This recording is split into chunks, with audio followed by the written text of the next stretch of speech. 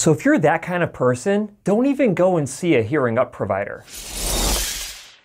Hey guys, welcome back to the DrCliffAuD vlog. This is vlog number 168, and today I'm talking about a little bit of a sensitive subject. But before I get into it, if you could do me a huge favor, click that like button, really helps out the channel. And if you are not yet subscribed to the channel, go ahead and hit that subscribe button with notification bell so you get notified every single time I publish a new video. With that out of the way, greatly appreciate it. Now, I had a very disturbing phone call with one of my hearing up providers just yesterday. And it bothered me so much that I literally have to talk about it right now because I'm extremely disappointed in some of the viewers of my channel. And honestly, I'm sick to my stomach. It is something that is so bad that it makes me want to throw up. And what I'm talking about is, like, I promote this concept of extremely high level care. And the way that we actually achieve a higher level outcome in hearing treatment with hearing aids is that we follow comprehensive best practices. There are a ton of things that need to happen if you want to achieve your highest level outcome. Now, if you don't give a crap about hearing your absolute best, then don't go to someone who follows best practices. Just go anywhere and just get hearing aids because they're just going to first fit them to you, and then hopefully you have luck. And if you don't, well, I mean, that's what you sign up for. So the reason I'm kind of acting this way is because honestly, I'm still pretty pissed off. So I get a call from this provider and she's like, Cliff, you know, I wanted to call and talk to you about someone who came to see me, who found me through the hearingup.com website. And, you know, obviously I talk about the website all the time. I want you guys to go and find an excellent hearing care professional. And every single person who is listed on hearingup.com is someone who I can confidently say, yes, go to that person. They're going to do treatment the right way. But I get this call and she's like, so I got this guy who came in, you know, he had hearing aids that weren't working. I fit him with demo devices. I followed best practices when fitting him with demo units. And then he wanted to purchase new devices. So I didn't even charge him for fitting him with demo units so he could get him through to his actual fitting day with his devices that were ideal for him. So he ends up coming back. And she does everything. And if I'm going to be honest, I don't want to tell you who the provider is, but this particular provider, there's probably 5 or 6 providers on my list that I'm like, you're on a different level than the rest of us. Like, you are so unbelievably good at what you do that I'm just like I aspire to be more like that. And she's one of those providers inside of the network. And she's like, I followed best practices to a T. You know, I explain everything I'm doing, why I'm doing it. This individual was motivated by the concept of having best practices followed. And the only thing that I ask is that he pay for the actual service that I do for him. And if he ends up wanting to return his devices because he's not happy with them, I'm happy to give him a full refund, except for the cost of my time to do all of these procedures with him. Because best practices take time. And you know, a lot of time. I mean, the amount of time that we spend with our patients as a provider who follows best practices is somewhere in the order of 2 to 3 times more than what typical clinics do. And so in order to be able to do that, we have to charge for our time. There's no other way around it. And so this individual, who turns out had been to a variety of other places and was upset with everybody.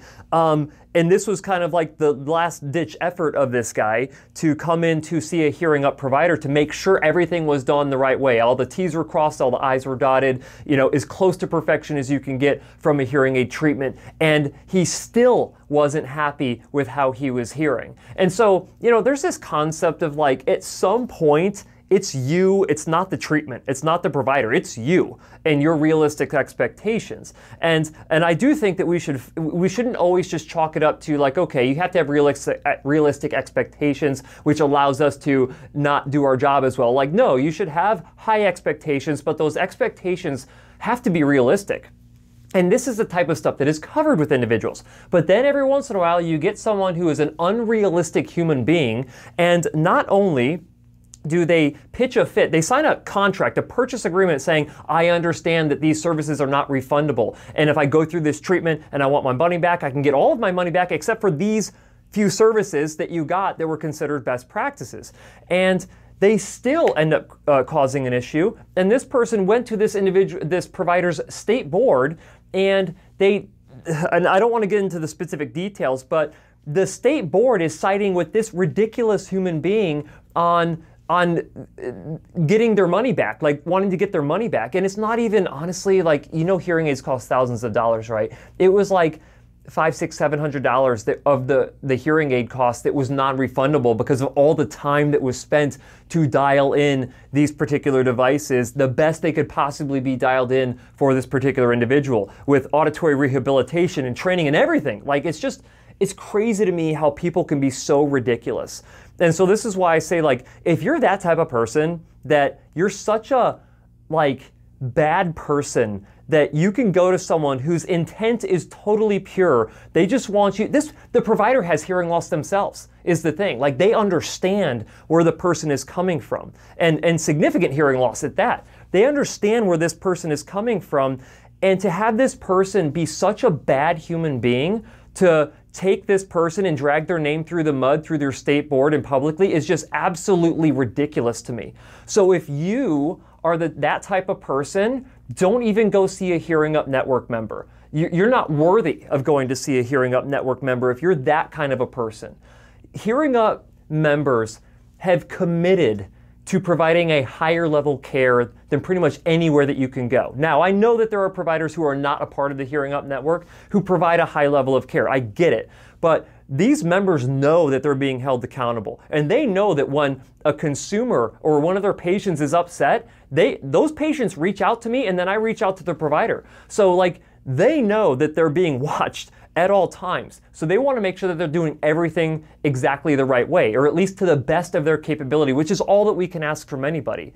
And when you get someone who takes advantage of them, I think that is just, it's ridiculous. I think that's the worst kind of human being in the world. Now, I get, I'm being like, I'm getting a little hot right now.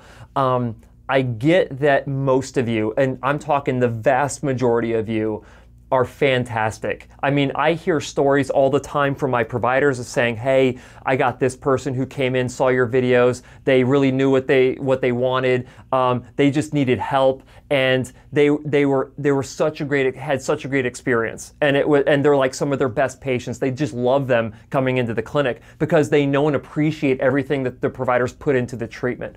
I get contacted all the time from consumers who went to a Hearing Up provider who are just like ecstatic with the quality of care that they were able to receive that they have never received before.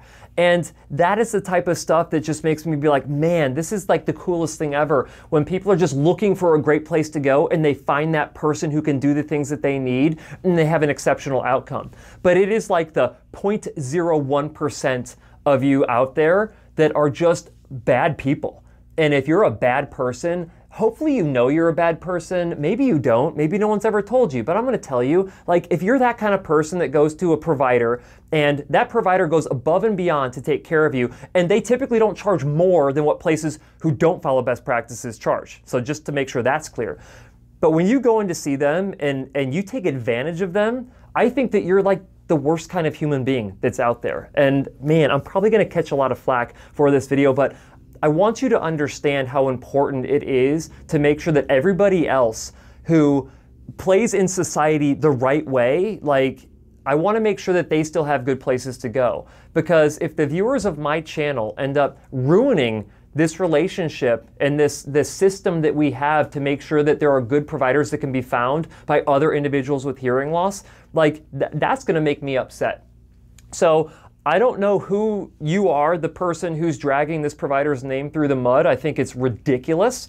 I still hope that you can find some kind of hearing treatment that works for you, but my gut tells me that you're never going to be happy because you have zero realistic expectation, regardless of probably having been told what your expectations should be by probably a half dozen audiologists who you probably tried to do the same thing to as well. So I get that this borderlines, no, it doesn't borderline. I get that this is unprofessional, but you know what?